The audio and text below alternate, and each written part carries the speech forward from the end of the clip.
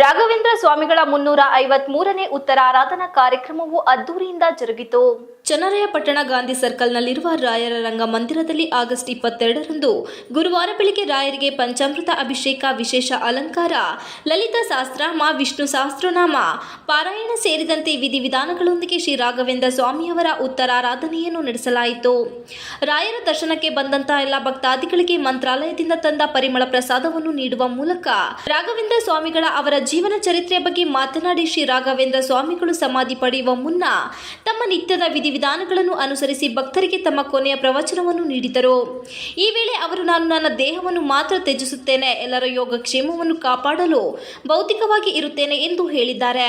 ಸುಧೀಂದ್ರ ತೀರ್ಥರು ಬೃಂದಾವನ ಪ್ರವೇಶಿಸಿದ ಮೇಲೆ ರಾಯರ ಮಠದ ಮುಖ್ಯಸ್ಥರಾದರು. ಇದಕ್ಕೂ ಮೊದಲು ಸನ್ಯಾಸ ದೀಕ್ಷೆ ಸ್ವೀಕರಿಸಿ ವೆಂಕಟನಾಥನ ಹೆಸರನ್ನು ರಾಘವೇಂದ್ರ ಎಂದು ಬದಲಾಯಿಸಲಾಯಿತು. ರಾಘವೇಂದ್ರ ಎಂಬುದು ಭಗವಾನ್ ರಾಮನ ಹೆಸರು. ಇದರ ಅರ್ಥ ಪಾಪಗಳನ್ನು ನಾಶಪಡಿಸುವ ಮತ್ತು ಬಯಸಿದ ವಸ್ತುಗಳನ್ನು ಕೊಡುವವರು ಎಂಬುದಾಗಿದೆ. ರಾಯರ ರಂಗ ಮುಖ್ಯಸ್ಥರಾದ ಪ್ರಕಾಶ್ ತಿಳಿಸಿದರು. TV 46 Malenadu news, Channarayapatna.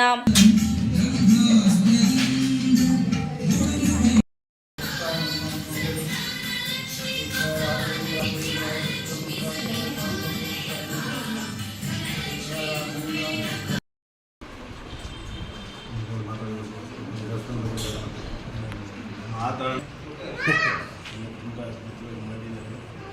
ಎಲ್ಲ ಆಶೀರ್ವಾದ ಎಲ್ಲ ಒಳ್ಳೆಯದಾಗಿ